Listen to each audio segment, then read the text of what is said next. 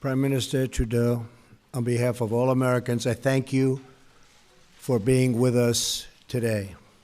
It is my honor to host such a great friend, neighbor, and ally at the White House, a very special place.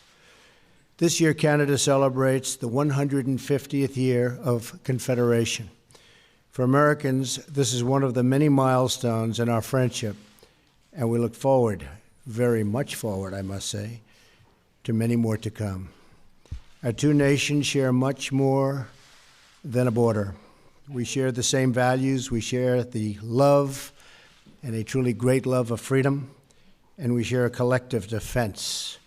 American and Canadian troops have gone to battle together, fought wars together, and forged the special bonds that come when two nations have shed their blood together, which we have. In these dangerous times, it is more important than ever that we continue to strengthen our vital alliance. The United States is deeply grateful for Canada's contribution to the counter-ISIS effort. Thank you. And we continue to work in common and in common cause against terrorism and work in common cooperation toward reciprocal trade and shared growth. We understand that both of our countries are stronger when we join forces in matters of international commerce. Having more jobs and trade right here in North America is better for both the United States and is also much better for Canada.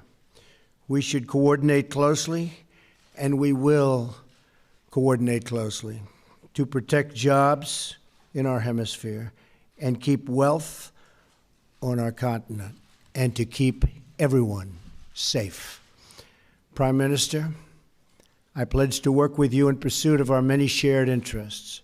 This includes a stronger trading relationship between the United States and Canada. It includes safe, efficient, and responsible cross-border travel and migration. And it includes close partnership on domestic and international security. America is deeply fortunate to have a neighbor like Canada. We have before us the opportunity to build even more bridges and bridges of cooperation and bridges of commerce. Both of us are committed to bringing greater prosperity and opportunity to our people.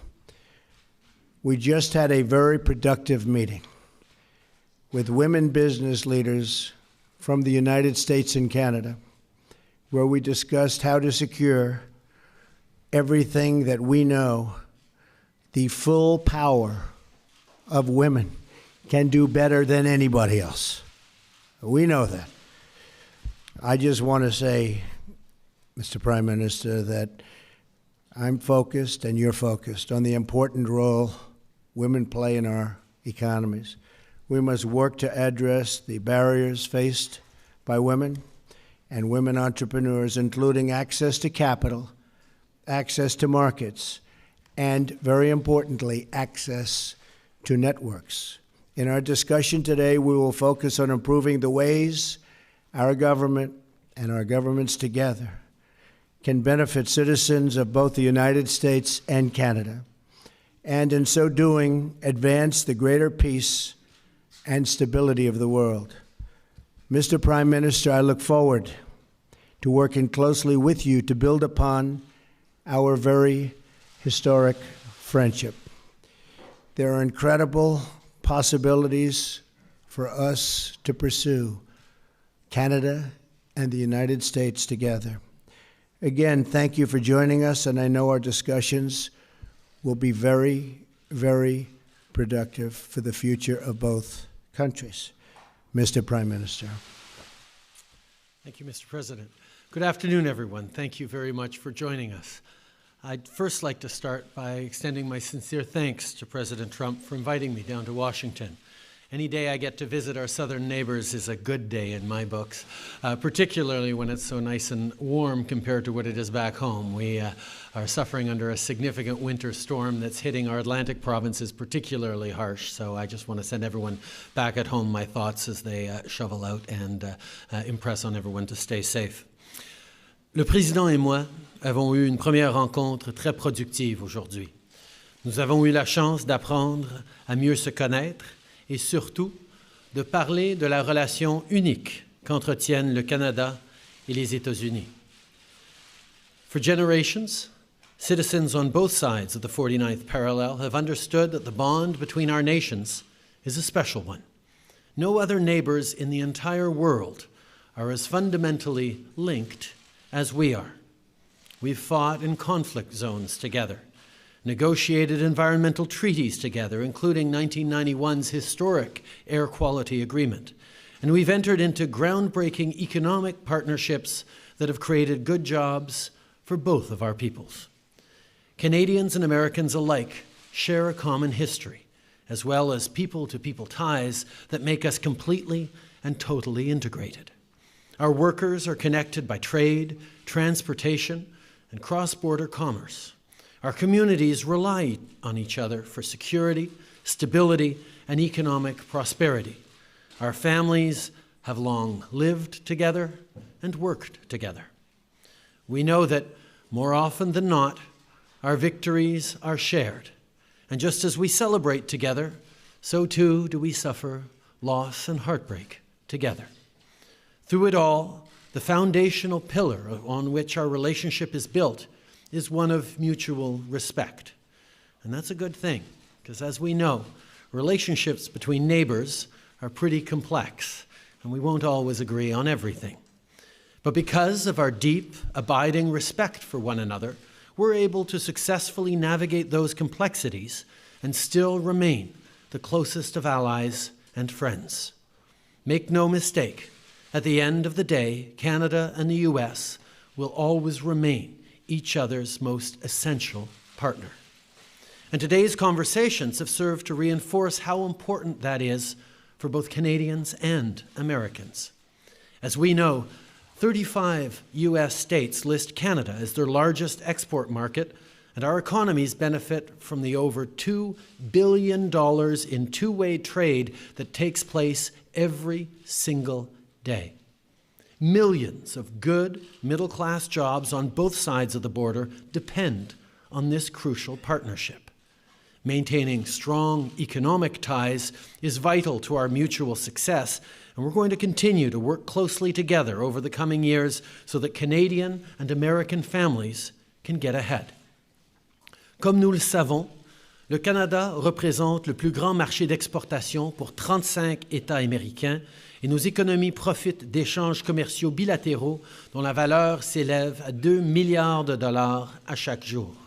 Des millions de bons emplois bien rémunérés pour la classe moyenne des deux côtés de la frontière dépendent de ce partenariat crucial.